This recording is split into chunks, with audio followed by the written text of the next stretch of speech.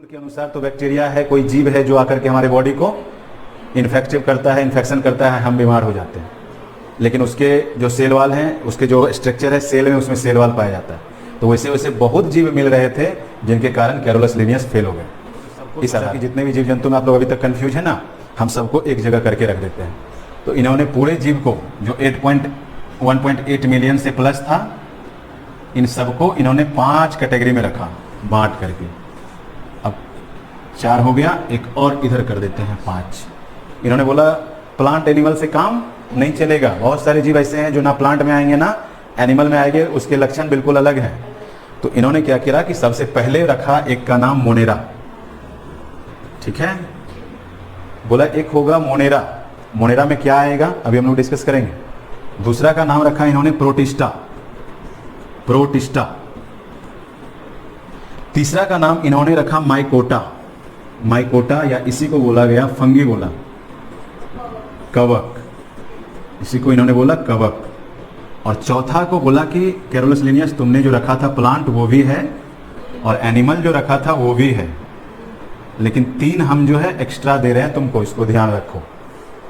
तो Carolus Linnaeus भी बोले कि हाँ बिल्कुल सही बोल रहे हो, हमको ये सब चीज़ नहीं समझ में आया था उस समय। तो बोले क्या कि मोनेरा में हम किसको रखेंगे बताओ। तो बोला छोटे छोटे बैक्टीरिया को। देखिए मोनेरा में बोला कि मोनेरा में हम रखेंगे यूनिसेलुलर।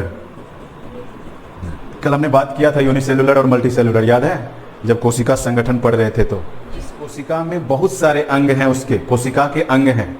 और कोशिका का अंग कहने का मतलब उसमें केंद्रक होगा, उसमें माइटोकॉन्ड्रिया होगा, उसमें राइजोसोम होगा, लाइसोसोम होगा, प्लवक होगा, उसमें जो ईपीआर है अपना जो जालीनुमा संरचना है वो सब होगा। यानी जिसमें एक से ज्यादा कोशिका अंग होंगे, कोशिकांग जो है ++1 होंगे, मोर देन 1 होंगे। और जिसमें नहीं के बराबर होंगे, सिर्फ और सिर्फ क्या होगा, कुछ एकाध मिल सकता है, जैसे राइबोसोम। हाँ कुछ में होगा तो उसको प्रोटिस्टा में रखेंगे हम लोग आगे, ठीक है। तो ध्यान रखना है कि अभी हम लोग क्या देखें, प्रोकैरियोटिक और यूकैरियोटिक। प्रोकैरियोटिक का मतलब समझेंगे सिंपल सेल जिसमें ज्यादा तामझाम नहीं है, कुछ भी नहीं है उसके अंदर, एक आध पॉइंट है राइबोसोम जो प्रोटीन को तोड़ता है और वो जीवित रह रहा है। यूकैरियोटिक में देखेंगे कि पूरा तामझाम से बना हुआ सेल है, केंद्रक भी होगा, राइबोसोम भी होगा, लाइसोसोम भी होगा, आपका न्यूक्लियस भी होगा, माइटोकॉन्ड्रिया भी होगा, जितने भी हैं सब के सब देखने को हमें मिलेगा, ठीक है। तो यहीं से इन्होंने बोला कि जो यूनिसेलुलर प्रोकैरियोटिक सेल हैं, प्रोकैरियोटिक सेल हैं, या प्रोकैरियोटिक सेल बोलें या प्रोकैरियोटिक जीव जिसको बोलते हैं हम लोग, वो इसमें आएगा।